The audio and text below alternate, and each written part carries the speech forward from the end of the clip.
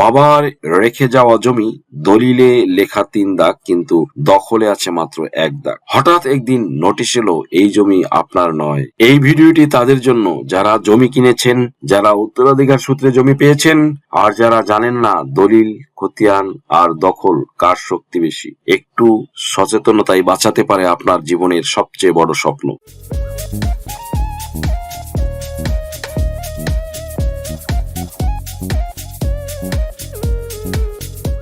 সুপ্রিয় দর্শক মন্ডলী, আসসালামু আলাইকুম। দেশ এবং দেশের বাহিরে যে যেখান থেকে শুনছেন, আশা করি ভালো আছেন, সুস্থ আছেন, নিরাপদে আছেন। আমি advocate Mohammad Belayet Hossain, Bangladesh supreme court. Viewers, আজকে দুর্দান্ত একটি টপিক নিয়ে আপনাদের সামনে হাজির হয়েছি। টপিকটি হলো দলিলে 3টি দাগ কিন্তু দখল 1টি দাগে। দখল কি টিকবে? দলিলের পাতায় লেখা আছে 3 দাগ কালো কালিতে, সাক্ষীর স্বাক্ষরে, আইনের আশ্বাসে, কিন্তু মাটিতে পা রাখলেই বাস্তবতা কাঁদে। দখল আছে মাত্র 1 দাগে, বাকি 2 দাগ শুধু কাগজে বেঁচে আছে, মাটিতে নয়। প্রশ্ন জাগে, আইন কি কাগজকে দেখে নাকি ঘামে ভেজা এই 1 দাগ জমিকে? যেখানে বছরের পর বছর ঘর উঠেছে, ফসল ফলেছে, স্বপ্ন বোনা হয়েছে, সেই দখল কি এত সহজে মুছে যায়? আইন হয়তো হিসাব চায়, কিন্তু হৃদয় জানে দখল মানে শুধু জমি নয়, দখল মানে বেঁচে থাকার প্রমাণ। 3 দাগের দলিল হাতে নিয়ে স্বপ্ন ছিল বড়, কিন্তু ভাগ্যে জুটেছে মাত্র 1 দাগের বাস্তবতা। এই 1 দাগেই গড়ে উঠেছে সংসার, এই 1 দাগেই সন্তানের ভবিষ্যৎ আঁকা। আজ প্রশ্ন উঠেছে, এই দখল কি টিকবে? কাগজের শক্তির কাছে কি হার মানবে মাটির সাথে গড়া সম্পর্ক? যে দখল চোখে দেখা যায়, হাতে ছোঁয়া যায়, সে দখল কি শুধু সংখ্যার ভুলে অস্বীকার করা যায়? আইনের দরজায় দাঁড়িয়ে শুধু একটাই আরতি, ন্যায় যেন কাগজে নয়, বাস্তবতায় লেখা হয়। দলিলে লেখা আছে 3 দাগ, কিন্তু বাস্তবে দখল আছে মাত্র 1 দাগে। তাহলে কি আপনার দখল টিকবে? বাকি 2 দাগ কি হারিয়ে যাবে? জমির দলিল, খতিয়ান আর দখল, এই 3টির মধ্যে কোনটা বেশি শক্তিশালী জানেন কি? একটি ভুল বুঝাবুঝি আপনাকে আজীবনের জমি থেকে বঞ্চিত করতে পারে। ভিডিওটি শেষ পর্যন্ত দেখুন, আপনার জমি রক্ষা করার জন্য এই তথ্য জানা খুবই জরুরি। অনেকেই ভাবেন দলিল থাকলেই জমি আমার, কিন্তু বাস্তবতা ভয়ঙ্কর। যদি দলিলে 3 দাগ থাকে আর আপনি দখলে রাখেন মাত্র 1 দাগ, তাহলে আদালতে কি আপনি হেরে যেতে পারেন?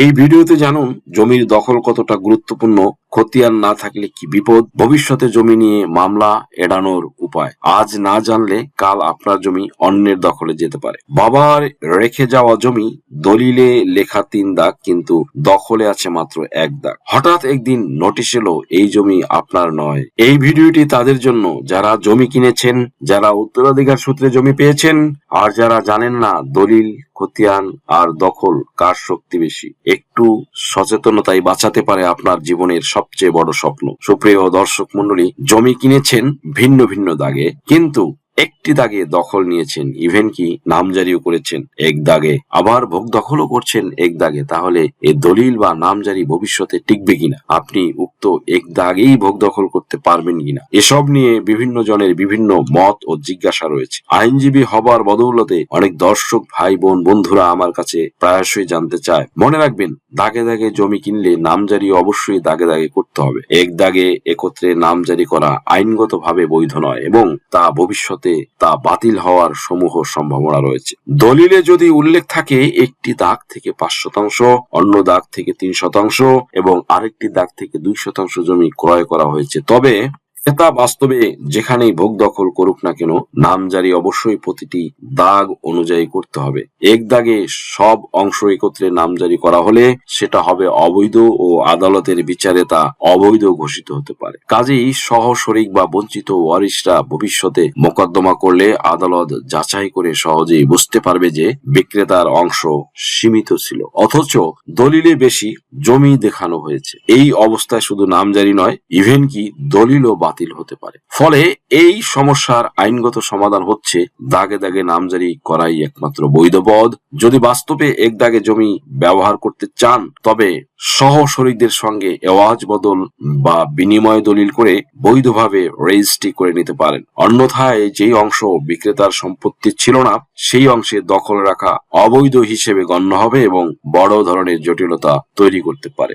আরেকটি বিষয় মনে রাখবেন দর্শক, কারো শরিকানা সম্পত্তি কেনার আগে জমির সব কাগজপত্র, ওয়ারিশান সনদ ও দলিল ভালোভাবে যাচাই না করলে ক্রেতা হিসেবে আজীবনের কষ্টের টাকা দিয়ে মামলা মোকদ্দমা ক্রয় করার ঝুঁকিতে পড়বেন। এছাড়াও যা যা দেখে জমি কিনবেন তন্মধ্যে দলিল খতিয়ান সহ ঠিক আছে কিনা, সিএস, এসএ, আরএস, বিএস খতিয়ান মিলিয়ে দেখুন, সর্বশেষ নামজারি বা মিউটেশন হয়েছে কিনা, জমির দাগ নম্বর ও পরিমাণ ঠিক কিনা, বিক্রেতা প্রকৃত মালিক কিনা, ওয়ারিশ সূত্রে জমিতে ওয়ারিশ সনদ আছে কিনা, একাধিক মালিক থাকলে সবার সম্মতি আছে কিনা, জমি নিজে সরেজমিনে দেখে আসুন, দলিলের নকশা অনুযায়ী জমির সীমানা মিলছে কিনা, রাস্তা আছে কিনা সরকারি বা ব্যক্তিগত, জমির উপরে কোনো মামলা বা জটিলতা আছে কিনা, জমি ব্যাংকে বন্ধক রাখা আছে কিনা, সব রেজিস্ট্রি অফিস বা আইনজীবীর মাধ্যমে খোঁজ নিন। সর্বশেষ ভূমি কর খাজনা পরিশোধ করা হয়েছে কিনা অনলাইন খাজনার রসিদ মিলিয়ে দেখুন, নয়তো ঝামেলায় পড়বেন। কাজে এখন থেকে যদি ওয়ারিশরা পারস্পরিক সম্মতিতে আপোষ বন্টননামা দলিল করে থাকেন তাহলে যে যার অংশ অনুযায়ী নির্দিষ্ট একটি ভাগ থেকেই নামজারি করতে পারবেন।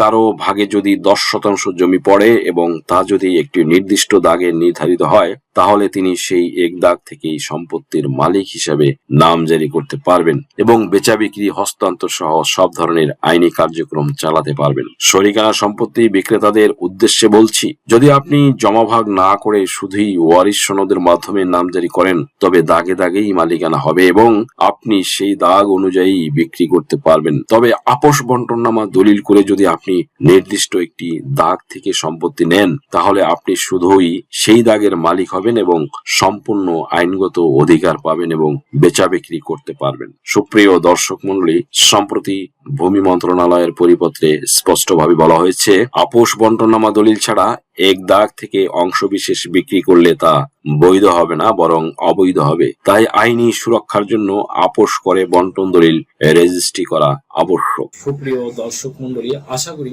আজকের এই ভিডিওটি থেকে আপনারা সামান্যতম হলেও উপকৃত হয়েছেন। যদি ভিডিওটি আপনাদের সামান্যতম উপকার আসে তাহলে রিকোয়েস্ট করব চ্যানেলটি লাইক, শেয়ার, কমেন্টস এবং সাবস্ক্রাইব করে পাশে থাকা বেল বাটনটি প্রেস করে দিন যাতে পরবর্তী ভিডিওর নোটিফিকেশনটি খুব সহজেই পেয়ে যান। সো আজকের মতো এখানেই শেষ করছি। দেখা হবে অন্য কোনো দিন, অন্য কোনো ভিডিওতে, অন্য কোনো আইনি কন্টেন্ট নিয়ে। সেই পর্যন্ত সকলে ভালো থাকুন, সুস্থ থাকুন, নিরাপদে থাকুন। আবারও সবাইকে ধন্যবাদ জানিয়ে এখানেই শেষ করছি। আল্লাহ হাফেজ। দেশ ও বিদেশ থেকে যে কোনো ধরনের হলফনামা, এফিডেভিট নিতে চান, কাবিননামা, নিকানামা যে কোনো ভাষায় অনুবাদ করে বিভিন্ন মন্ত্রণালয়, ইসলামিক ফাউন্ডেশন থেকে সত্যায়িত করে নিতে চান, শিক্ষা সনদ বা অন্য যে কোনো ধরনের ডকুমেন্ট শিক্ষা বোর্ড, শিক্ষা মন্ত্রণালয় থেকে সত্যায়িত করে নিতে চান, ধর্ম পরিবর্তন করে কোর্ট ম্যারেজ করতে চান, কুরিয়ার, ইমেইল, হোয়াটসঅ্যাপ, ইমো, মেসেঞ্জারিতে ডেলিভারি নিতে পারবেন। তাছাড়াও সরাসরি এসেও নিতে পারবেন। Mobile number 01724583880।